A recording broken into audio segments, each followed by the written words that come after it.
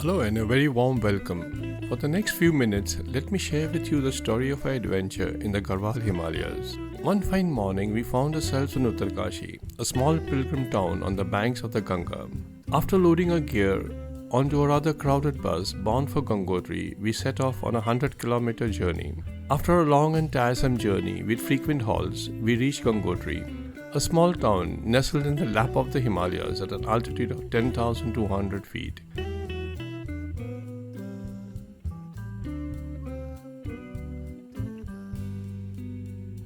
Though it was early in the season, Gangotri was bustling with pilgrims, eager to have a holy dip in the cold waters of the Ganga. A local graciously shared his home with us. Sitting in the open veranda in the warm sun, the three of us discussed our plans for the next couple of weeks. All the tiny details had to be trashed out. The amount of food and the fuel to be carried became a heavily debated topic, because once we leave Gangotri, we would be on our own without any support. After much debate, we finally decided to take two porters who would accompany us till base camp. With the sound of the Ganga constantly in our ears and surrounded by the majestic Himalayas, our spirits were lifted with the promise of adventure that lay ahead in the coming weeks. The following morning, we began a 15-kilometer trek to Bhagirathi. The first day's walk is always difficult, as the body gets used to the altitude and the heavy pack, which moderated our progress. The trail wound its way up the Bhagirathi valley, and as we gained height, the air grew rarer. As the tree line was left behind, the landscape became more rugged, and we got our first views of the sheer granite rock walls, soaring pinnacles rising vertically into the sky, the high jagged ridges and steep gullies covered in the last winter's snow, and a beautiful dome crowned with snow.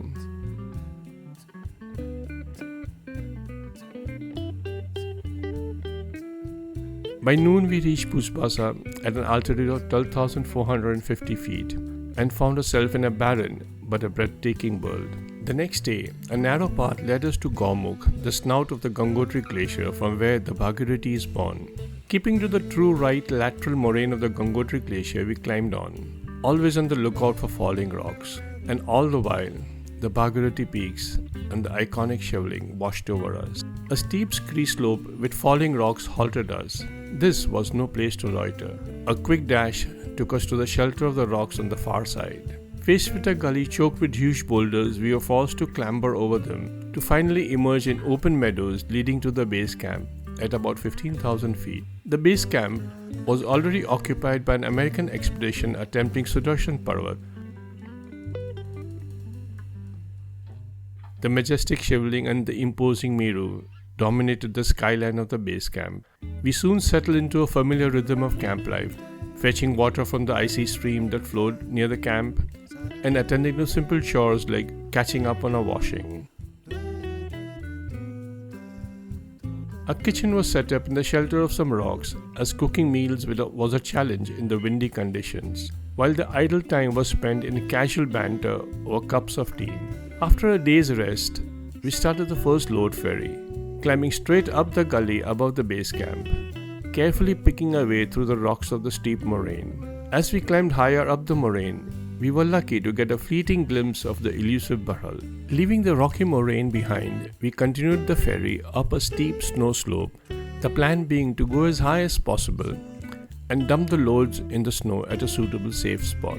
But the next day, a sudden snowstorm brought fresh snow and the visibility dropped, forcing us to postpone the second load ferry. The surrounding mountains were soon shrouded in thick clouds, and the route to the higher camp was enveloped in rolling fog. As the weather cleared, Shivling and Meru emerged from the clouds, and the route up the valley slowly opened up as the clouds rolled away, prompting us to pack up and move to the higher point where we had left our loads. Upon reaching the high point, Dinu decided that he was not comfortable in the cold and the snow, and that he would return to base camp, where he would wait for us. With a heavy heart, we split our rations and parted ways.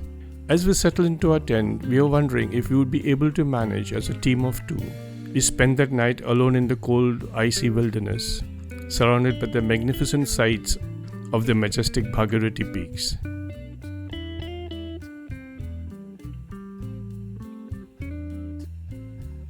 The next day, we set off early, The snow was firm and crunchy under our boots, making it easier to cover the distance, and soon we reached the site of Camp 1. As the stay here was supposed to be for several days, we set up a little kitchen and attended to the basic comforts of high altitude camp life.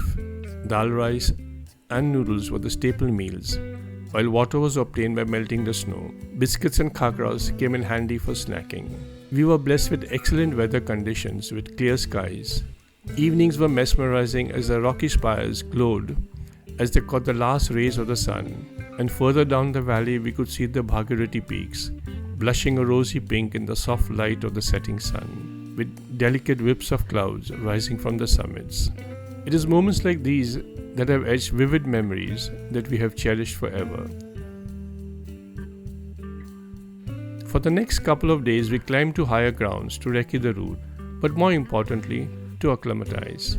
As we ventured higher, we found ourselves surrounded by 6,000-meter high mountains, and it dawned on us that we were alone in this vast wilderness of snow. It was a very sobering experience.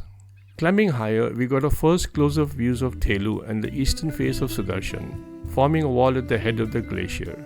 But our good fortunes didn't last long, and once again the weather turned foul, the temperature dropped, and a snowstorm engulfed us. The snow piled up on our tent, threatening to snap the ridge poles and forcing us to venture outside in the freezing cold to clear off the snow. Finally, after 3 days of forced confinement in our tent, the weather had cleared and the clouds lifted from the surrounding mountain. With a promise of fair weather, but under an overcast sky, we tried to push on and climb to higher ground. But the last several days of inactivity had seriously dampened our morale. By now, our stock of fuel and rations had dwindled seriously. We realized that climbing Thelu had now become an impossible dream. To make matters worse, a sudden overnight change in the weather conditions had prompted the melting of the snow, leaving our kitchen afloat in a puddle of water. With worsening snow conditions and running low on morale and rations, we decided to pack up and head back to base camp.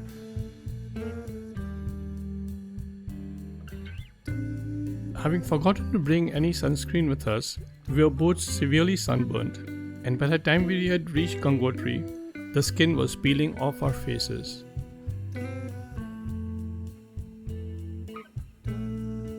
Looking downhill, they realized that with the heavy packs, it would be a difficult descent in the poor snow conditions.